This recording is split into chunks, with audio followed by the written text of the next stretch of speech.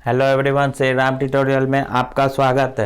तो अभी हम लोग डायरेक्ट और इनडायरेक्ट स्पीच जो है पिछले क्लास में भी पढ़े थे। इससे आज जो है उसका लास्ट दो टॉपिक हम लोग का ख़त्म करना है। इसके बाद डायरेक्ट और इनडायरेक्ट स्पीच समाप्त हो जाएगा। आज जो हम लोग टॉपिक पढ़ेंगे वो है एक्सक्लामेटरी सेंटेंस और एक ऑप्टेटिव सेंटेंस करके दो टॉपिक है जो बच गया था हम लोग को, पिछले क्लास में नहीं कर पाए थे। इसको आज हम लोग कंप्लीट करते हैं। तो चलिए आज का टॉपिक शुरू करते हैं हम लोग एक्सक्लामेटरी सेंटेंसेस है।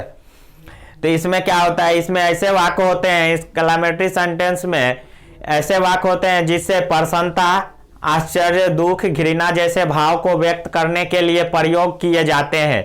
जैसे देखिए, आह दैट इज वंडरफुल।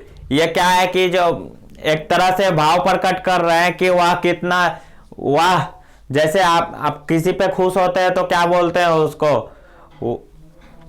तो ये सब की भाव को प्रकट करने के लिए एक्सक्लामेटरी सेंटेंस का उपयोग किया जाता है। इसके रिपोर्टिंग वर्ब पे आते हैं। अब जो है इसका फर्स्ट रूल, इसका भी 5 रूल है। जैसे हम लोग हर एक सेंटेंस में पढ़े थे 5 रूल, इसमें भी उसी तरह से 5 रूल पढ़ना है। रिपोर्टिंग वर्ब, इसमें देखिए रिपोर्टेड स्पीच के भाव के अनुसार जो होता है रिपोर्टिंग वर्ब का प्रयोग किया जाता है। रिपोर्टेड स्पीच के भाव, रिपोर्टेड स्पीच जो होगा आपका, उसका भाव क्या कहता है उसके अनुसार ही रिपोर्टिंग वर्ब का प्रयोग यहाँ पे किया जाएगा। और दूसरा है एक्सक्लामेटरी सेंटेंस। जैसे इसमें आपको आएगा क्या, ah, oh my God, hurry up, bravo. ये सब क्या होता है आपका इनडायरेक्ट स्पीच में। इसको हम लोग नहीं लिखते हैं, इनडायरेक्ट स्पीच में ये सब हटा दिए जाते हैं। तीसरा है कि इन्वर्टेड कोमा। अब तीसरा क्या है कि इन्वर्टेड कोमा इन्वर्टेड कोमा के स्थान पर डैट का प्रयोग करते हैं, जो हम लोग पीछे भी करते थे। डैट का प्रयोग, इन्वर्टेड कोमा हटाते थे तो डैट लगाते थे। उसके बाद है चौथा रूल है टेंस प्रोनाउन एडवर्ब। ऐसे असर्टिव रिपोर्टेड स्पीच के अनुसार ही बदले जाते हैं। टेंस प्रोनाउन एडवर्ब में जैसे हम लोग असर्टिव रिपोर्टेड स्पीच के अनुसार ही बदलते थे, उसी तरह इसमें भी बदलना है। पांचवा कहता है कि exclamatory sentence, exclamatory reported speech को असर्टिव सेंटेंस में बदलकर इनडायरेक्ट स्पीच में प्रयोग करेंगे। आप देखिए एक्सक्लामेटरी सेंटेंस जो आपको रिपोर्टेड स्पीच दिया हुआ है उसको क्या करना है, पहले कि असर्टिव सेंटेंस में बदलेंगे, उसके बाद क्या करेंगे, इनडायरेक्ट स्पीच में प्रयोग करेंगे। तो चलिए एक एक करके देखते हैं। पहला क्या है, रिपोर्टिंग वर्ब।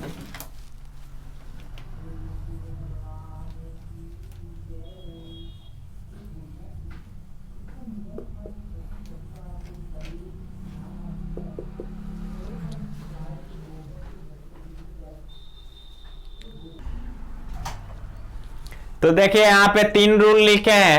पहला है रिपोर्टिंग वर्ब। अब ये देखिए रिपोर्टिंग वर्ब है। रिपोर्टिंग वर्ब में क्या आएगा, पहला रूल है आपका रिपोर्टेड स्पीच के भाव के अनुसार। अब कहता है कि रिपोर्टेड स्पीच जो आपको दिया रहेगा उसका भाव क्या कहता है उसी के अनुसार हम लोग रिपोर्टिंग वर्ब का प्रयोग करेंगे। अब उसके बाद देखिए सेकेंड रूल है एक्सक्लामेटरी शब्द। जैसे आ, हा, माय गॉड, हरिया, ब्रावो। ये सब जो है इनडायरेक्ट स्पीच में हटा दिया जाता है। उसके बाद तीसरा पॉइंट कहता है इन्वर्टेड कोमा को हटाकर डैट का प्रयोग किया जाता है। ये पॉइंट आप लोग पीछे भी पढ़ते आ रहे हैं। पिछले क्लास में भी हम लोग इन्वर्टेड कोमा हटाते थे तो डैट का प्रयोग करते थे। चलिए इसके बाद इसका स्क्रीनशॉट आप लोग ले सकते हैं। अब इसका चौथा रूल और 5वां रूल क्या है वो देखते हैं। अब देखिए चौथा रूल है टेंस प्रोनाउन एडवर्ब। ये सब को क्या करेंगे, असर्टिव रिपोर्टेड स्पीच के अनुसार ही बदले जाते हैं। टेंस भी रहे, प्रोनाउन एडवर्ब जो भी रहे उसको असर्टिव रिपोर्टेड स्पीच के अनुसार ही बदले जाते हैं। अब 5वां पॉइंट है आपका एक्सक्लामेटरी रिपोर्टेड स्पीच को असर्टिव सेंटेंस में बदलकर इनडायरेक्ट स्पीच में प्रयोग करेंगे।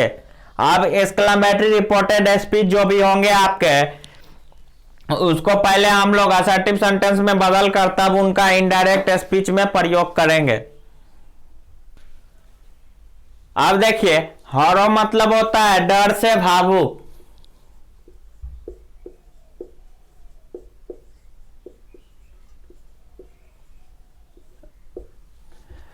उसके बाद आपका है प्राइज। प्राइज मतलब क्या होता है? प्रशंसा।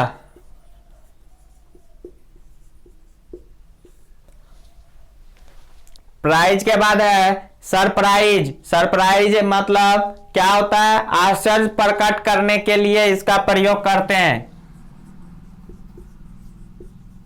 आश्चर्य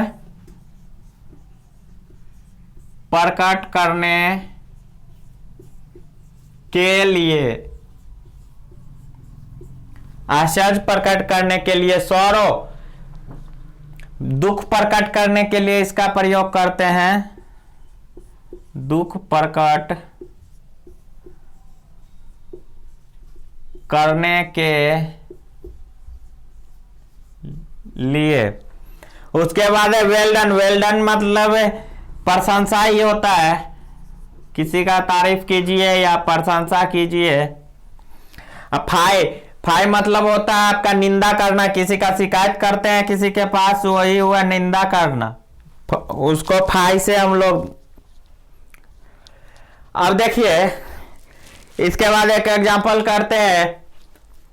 एक्सक्लेमेटरी सेंटेंस में हम लोग को इतना ही पढ़ना था। 5 रूल है बस, इसमें से उतना ज्यादा आप लोग को क्वेश्चन पूछा नहीं जाता है, एक आध क्वेश्चन पूछा जाता है। इसलिए चलिए एक एग्जांपल मैं करके बताता हूं इससे।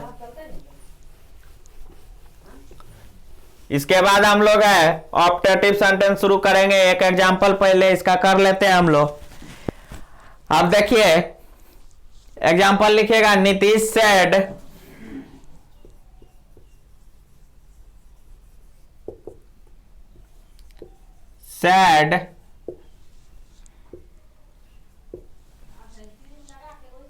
what a match is was, what a match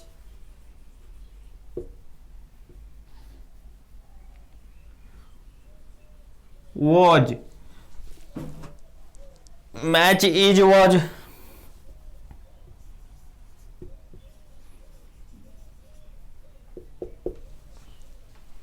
और यहां पे क्या लगेगा आपका? एक्सक्लेमेटरी सेंटेंस का साइन लगा दीजिए। अब देखिए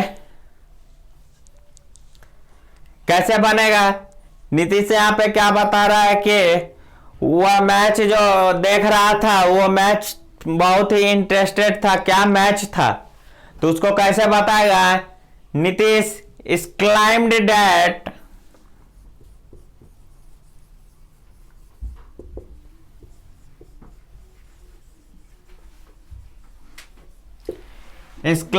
that that comma inverted comma हटाने पे डैट आया है। उसके बाद that it was a good match. It was a good match और फुल स्टॉप लगा दीजिए।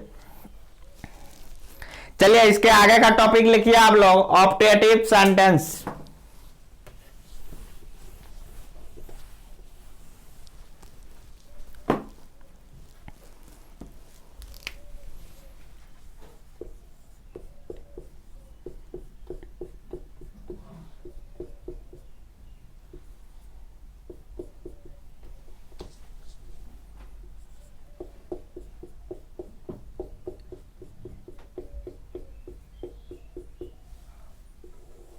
दूसरा है optative sentence.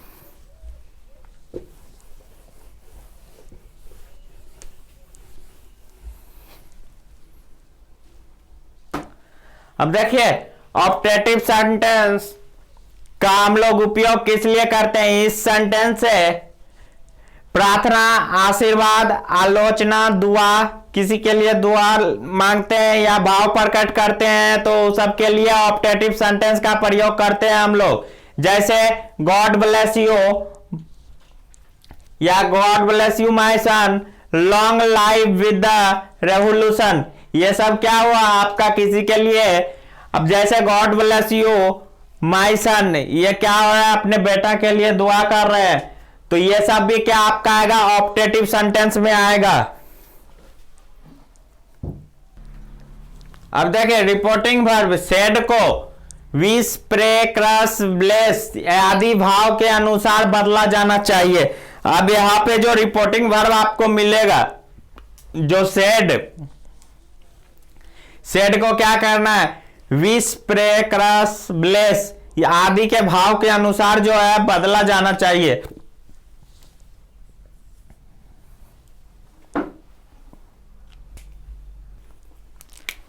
Reporting verb said को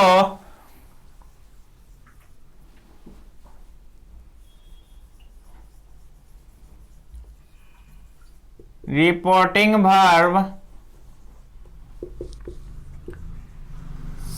सेड को विश, प्रे,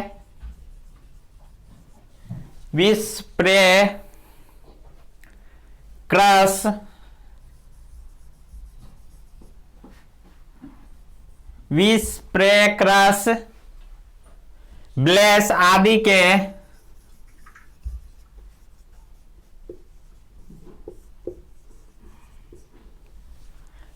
आदि के भाव के अनुसार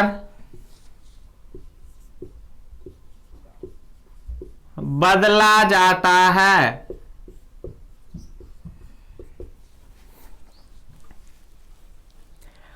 दूसरा देखिए इन्वर्टेड कॉमा की बात आएगा। इन्वर्टेड कॉमा को हटाकर डैट का प्रयोग किया जाता है। डैट का प्रयोग किया जाता है।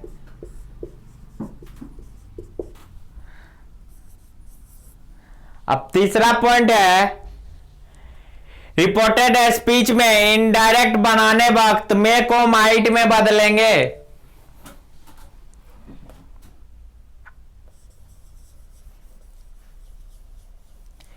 रिपोर्टेड स्पीच को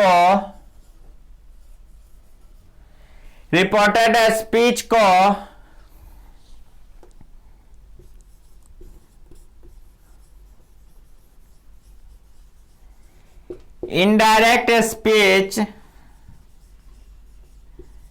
स्पीच में बदलते टाइम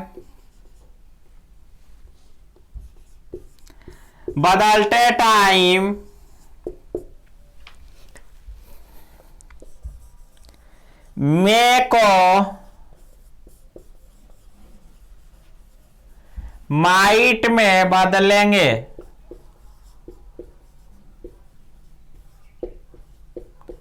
मे को माइट में बदलेंगे। ये 3 पॉइंट है आपका। पहला है कि रिपोर्टिंग वर्ब सेड को विश, प्रे, क्रश, ब्लेस आदि के भाव के अनुसार बदला जाता है या बदला जाना चाहिए। सेकेंड है इन्वर्टेड कॉमा के स्थान पर डैट का प्रयोग होता है या इन्वर्टेड कॉमा के जगह पे डैट का प्रयोग किया जाता है। तीसरा पॉइंट है रिपोर्टेड स्पीच में इनडायरेक्ट बनाने वक्त मे को माइट में बदलेंगे या मे को माइट में बदला जाता है। और चौथा है रिपोर्टेड स्पीच में मे नहीं होता है तब भी इनडायरेक्ट स्पीच में माइट का प्रयोग किया जाता है। चलिए 3 पॉइंट लिख लिए, चौथा पॉइंट लिखिए। अब अगर स्क्रीनशॉट लेना चाहते हैं तो ले सकते हैं।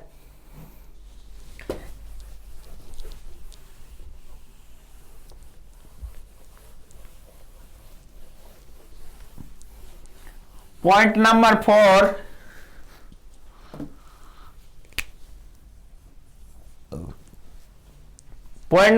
है रिपोर्टेड स्पीच में मैं नहीं होता है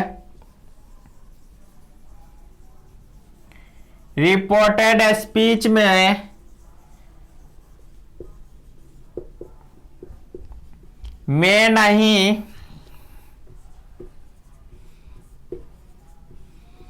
नहीं होता है, फिर भी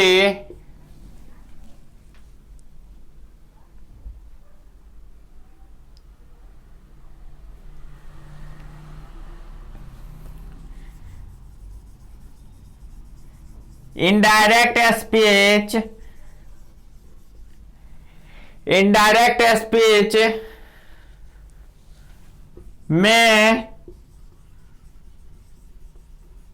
माइट का प्रयोग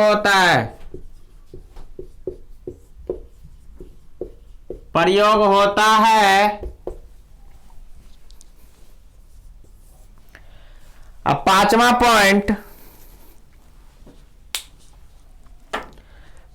पॉइंट है माइट का प्रयोग विष दर्शाने के लिए किया जाता है। माइट का प्रयोग विष दर्शाने के लिए किया जाता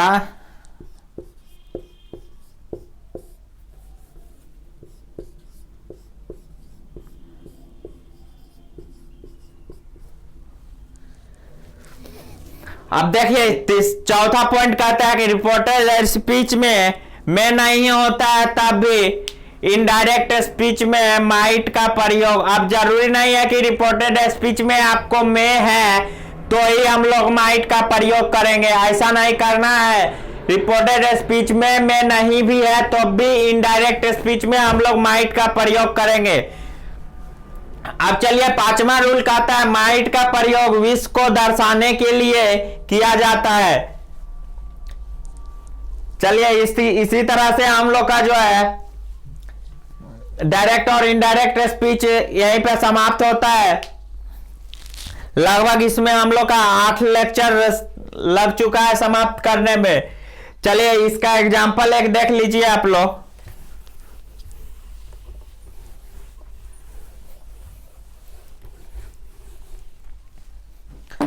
इसके लिए एक एग्जांपल है the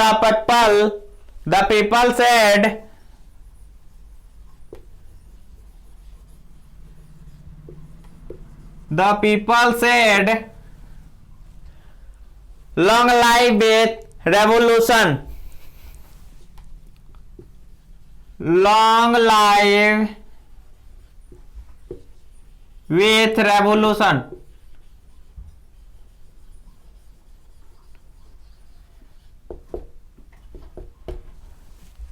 long live with revolution, यहां पे क्या बनेगा इसका? द पीपल विश्ड, यहां पे किसी के लिए दुआ या किसी के लिए विश हो रहा है, तो चलिए द पीपल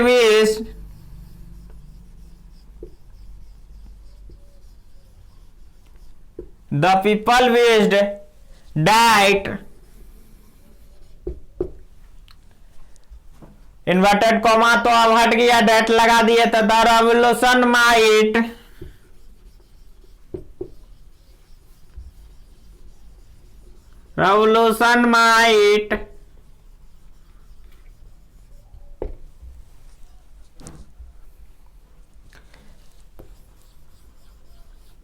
लाइव लॉन्ग। तो देखिए इसमें कहीं भी माइट का में का प्रयोग नहीं है, फिर भी हम लोग इनडायरेक्ट स्पीच में माइट का प्रयोग किए हैं। तो क्यों किए हैं? यहाँ पे किसी के लिए कुछ दुआ मांग रहे हैं, विश कर रहे हैं कि, तो इसलिए माइट को लगाना ना भूले। अगर इससे रिलेटेड कोई भी प्रॉब्लम है तो आप लोग हमारे व्हाट्सएप ग्रुप नंबर से भी जुड़ के पूछ सकते हैं। सारे वीडियो का लिंक जो है आपको डिस्क्रिप्शन बॉक्स में मिल जाएगा। वैसे भी आप लोग को वीडियो खोजने में प्रॉब्लम नहीं होना चाहिए, क्योंकि हर एक चीज का प्लेलिस्ट अलग से बना हुआ है और सारा वीडियो आपको प्लेलिस्ट में अवेलेबल मिल जाएगा। हो सकता है कि अगर एक आध वीडियो हम लोग प्लेलिस्ट में ऐड करने के लिए भूल गए हैं तो वो भी ऐड हो जाएगा, उसके लिए घबराने की बात नहीं है। अब जो है नेक्स्ट में हम लोग